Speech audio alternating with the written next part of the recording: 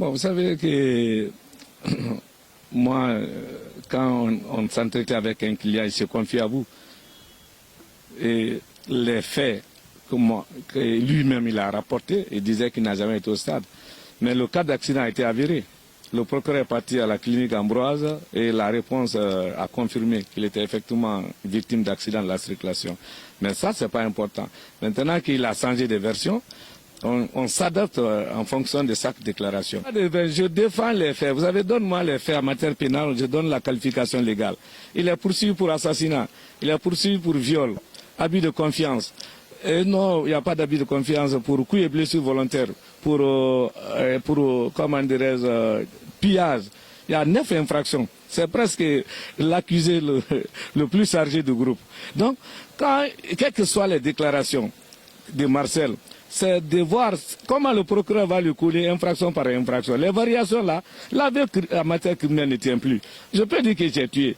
C'est comment tu as tué, dans quelles circonstances, le moment, la trace de crime pour pouvoir te condamner. C'est pas la déclaration, à cause d'une déclaration simple d'un accusé qu'on peut rentrer en condamnation. Il faut que le procureur colle les faits, soutenu par des éléments de preuve. Il y a ce qu'on appelle l'administration de la preuve et les pièces à conviction. Mais ce n'est pas les déclarations qui comptent. Ils peuvent varier. Moi, je reste sur les 9 infractions reprochées à Marcel. Et au moment de la plaidoirie, vous allez voir, on va attaquer infraction par infraction par infraction, pour les cas de responsabilité, l'élément matériel, l'élément moral, pour asseoir l'imputabilité. Faute de quoi, on va demander son acquittement. Pas une mauvaise posture, ça dit ça augmente mon travail. Pendant 13 ans, vous avez une ligne de défense.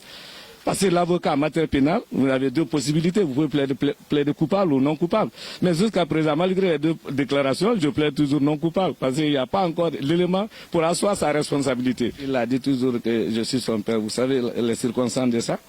Quand j'ai conseillé, on est en train de l'amadouer pour le permettre de sortir frauduleusement de la prison. Il va laisser sa maison par l'épouse de l'homme politique, la Maganera. C'est une parente même à Marcel. Je l'ai conseillé de ne pas faire en 2013. Il ne m'a pas entendu.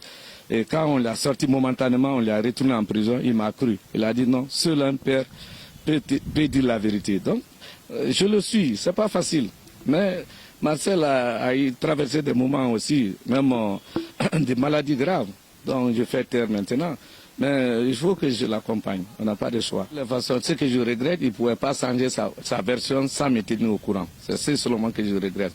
Mais les dires qu'il a eu, histoire de parcelles, là, au moins au portant, on en discutera. Parce que c'est depuis au temps de CNDD au pouvoir qu'ils avaient une histoire de parcelles. Mais deal ou pas deal, piège ou pas, je ne peux pas rentrer dans ça. Vous savez, c'est le terrain qui commande. On suit le débat avec les révélations. Moi, j'adapte ma position. Au bout du rouleau, si je dois plaider coupable, je vais plaider coupable parce que j'ai une conscience professionnelle. Mais je ne peux pas continuer à dire que non, Marcel, tu as fait ceci, tu as fait. Je ne peux pas le condamner parce que ça lui fait 13 ans de détention. Souvent même, il est dans une situation de fragilité. Si ce n'est pas en Guinée, il doit avoir des consultations préalables, doit être dans le même traitement pour être à même d'être jugé.